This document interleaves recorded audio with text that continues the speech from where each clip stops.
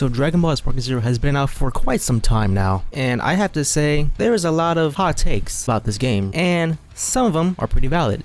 Some of them are fucking stupid. So for today's video, I'm gonna do exactly that. So for today's video, I went on Reddit and asked the community what is their biggest hot take for Dragon Ball Sparking Zero. Today I am joined by Kaizen and Prestigeny. So if you guys want to go check out their channels, I'll leave their links in the description. They also make Dragon Ball content. My air fryer just went off. If you are wondering what's an air fryer, it's chicken tenders. Anyway, no long intro, let's get right into the video. This one's from r/Dragon Ball Sparking. This one's from Darth Binks on Reddit. He says, transformations should give health buffs. It would incentivize starting in base form and progressing your way into your final form in the course of the fight, which is epic as hell. Wouldn't that give Goku and Vegeta like an unreal advantage? They have like 4 transformations. Yeah, it'd be like maybe not competitive. So like, would you say like you disagree? From a competitive standpoint? Yeah, I don't know. Yeah, I would. I mean, I feel like obviously I feel like you get like 5 health. You get like 5 health bar for transformation. I don't think they're gonna do that, but like, I think maybe like if they balance it right, sure. Because there's Frieza who already kind of does that. Has like 4 things. Yeah, some people already do it already. Frieza does that? Frieza gets health on their first 2 transformations. Then maybe even the first 3, and then when you get to full power, you just get all your ki back. Oh man, Frieza again, yes sir. His supers are just garbage. Death Beam was actually very good on first form. Last one was trash, but I really don't track though. But I agree if they balance it. I agree if they balance it. Yeah, same if they balance it. It could be looked at as competitive. Like you have to really force yourself to decide when to transform, if it's worth it or not. All right, so next take. This is a long one. Number 1, game is 95% great as is, but it's aimed at people playing with friends, not random online matches, ranked or not. Number 2, we need a destroyed Earth map. Cold take, I know. Number 3, DP battles should be decided by percentage of characters who are still alive instead of health bar total. Example, Team 1 has 2 characters and 2 has 5 characters. Situation A, Team 1 lost 1 character, 50%, and Team 2 lost 2, 40% characters. Team 2 wins. Situation B, Team 1 lost 1 character, 50%, and Team 2 lost 3 characters, 60%. Team 1 wins. It would make stall tactics only viable after one team is in the lead, not from the get-go like we have it now. Moves like sensu beans and after image spams will still be strong, but the players who try to abuse them need to take the lead. It will be way easier to keep track of for the players to have HP bars. This was like during like the sensu bean meta, so these takes are kind of outdated.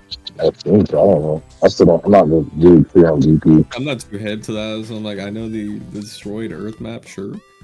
What was the first point again? Game is 95% great as it is, but it's aimed at people playing with friends, not random online matches. I feel like they feel like it's aimed towards friends and whatever, but then they have like nothing. Yeah, he's basically saying it's aimed at basically couch multiplayer and shit like that. And their split screen, if we're talking about just like that, I know split screen ain't that much of a factor nowadays, but their split screen was ass on release, so I'm like, I don't know, cause I would say like first 2 points, yeah, yes. His 3rd point, I think I already did that already somewhat. I think it's based on damage now and not health bar. I think they already fixed that point, so I would say this is a good take. Alright, next take. The competitive scene is still going to blow up even with all the imbalance in this game.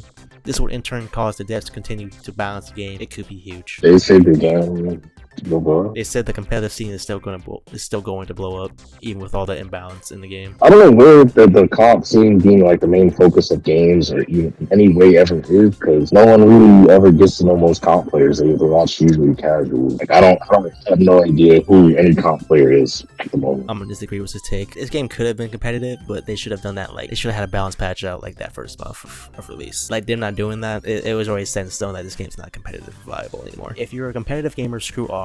I want to have Dragon Ball battles that are drawn out and cool with lots of beams and fists. This meta thing going on where you pick the strongest and the most broken abilities to end the fight as quickly as possible is whack, and I'm tired of fighting the same old characters because you guys want to win so badly instead of having a fun match. I understand I'll never get that messing around with my cousins in front of a box TV feeling, but y'all's competitive behavior is going to kill what this game should be, a cinematic Dragon Ball fighter with cool hidden features, and turn into another Ninja Storm or Xenoverse copy. The meta abusing, hair pulling crap storm that I know you should know, we know is annoying in both of those games. And this take sucks, and if this take sucks, I'll go for an easier target. Screw 6% of 4 Gogeta users. That sounds like I lose. No, I agree. I agree. 100% agree with this man. This man is speaking nothing but facts. Absolutely. We've been saying this shit for 3 months now, bro. This shit for months. Yeah. That's the last bit of Dragon Ball Sparking. The next one is from the actual Sparking Zero Reddit forum because I'm a dumbass. I didn't realize that there was 2 separate forums at the time. So, alright, so first take on this one is Z Broly or Full Power Jiren are the best characters in the game, in my opinion. They are even a tier above the other top 5 characters. Yeah, this is like when like the game first came out, like that first month. Disagree. Afro walks both of them easily. Disagree. Yeah, but to say that they're better than MUI and shit, bro, nah, bro. No. I don't know what you've spoken, but no. That's somebody who can't banish. That's what that came from. Yeah, basically. Next take. Game is 10 out of 10 with little flaws, and people are bitching about the tiniest things. Disagree. Yeah, I don't agree with that either. Yeah, no, that's fucking stupid. You're wrong. Your opinion's wrong. Next take. You should only be able to use base forms at the beginning of the battle. No Super Saiyan, no Super Saiyan Blue, or UI, or Golden, or Rose. Only exception being Janemba, maybe Final Form Frieza, and a couple others. I'm sick of loading into a match as base Vegeta or Broly and seeing them grab Super Saiyan Blue Vegeta or Legendary Super Saiyan Broly off a rip. I mean, that's his fault for playing fucking base Vegeta. He just wants the fight to transform as a Blues. Like, literally, we're in the show. Every match is not going to go like that. You're going to find some cool people, rank towards transform when you do, and then it feels accurate, but everybody's not going to want to do that. That'd be a cool I don't think game it should be mode. Yeah, that could be. Cool game mode. Thing, but like as a game mode, yeah. Like in general, nah. Some days I just want to start as Super Saiyan God, bro. I don't want to start on days to get the God. Even then, like, there's plenty of times where like you can probably go for a whole match without transforming in base. I don't know. I think, yeah, that's definitely more of a skill issue than anything else, bro. You're doing it to yourself, because even then, I'm willingly playing base forms. All right, next take. Rank should have some kind of reset by the end of each season. This would keep the game fresh on top of long term, and players coming back to the game after some time won't get their ass kicked on the league if they were before. Making it more likely for them to stay. Not really a hot take, but since pretty much every game that has a competitive ladder does it, but most players on the sub seem to be against it for some reason. Maybe Z ranks the exception and make their reset optional? Yeah, we need a rank reset. Yeah, I agree. There's a lot of frauds in this rank. All Z ranks are running amok. It needs to be stopped. Next take. There's nothing competitive behind this game. It is a party game for the most part, and it will never be considered a real fighting game as long as it allows people to play the way it does. Also, top 3 worst online communities in gaming currently. Damn. I agree with that second part. The top online? You said worst online? Top 3 worst online communities in gaming currently. Oh, yeah, absolutely. Oh. Yeah, 100%, bro. These motherfuckers out here competing with Storm right now. Like, I'm really trying. Yeah, I agree with this take. I mean, I agree with it too. I mean, 2K would definitely be the worst for me. Yeah, what would you say your top 3 worst communities so far? Probably this being 3, Storm being 2, and then 2K being 1. 2K out night, the Storm is. I gotta hear your story. I gotta hear these horror stories about 2K, bro. I never hear anything about 2K. Yo, guys, you guys basically complain about meta cheese. Imagine if everyone just bought $60 characters every like season to be cheesy. So if you don't have the money to keep up, it's over with. And then you have a bunch of little kids with potty mouths and stuff like that. That's every online game. It's just worse. So GTA. Alright, next hot take. Not really a hot take, but I think this game is great if you don't care about online. Personally, I like the fact that we have OP characters. Why would TN be anywhere close to Super Saiyan 4 Goku with any of the stats? It's natural for people to find the optimal teams and abuse them. Go to any RPG and any Go to any RPG and the majority of players will be using the meta builds of that season.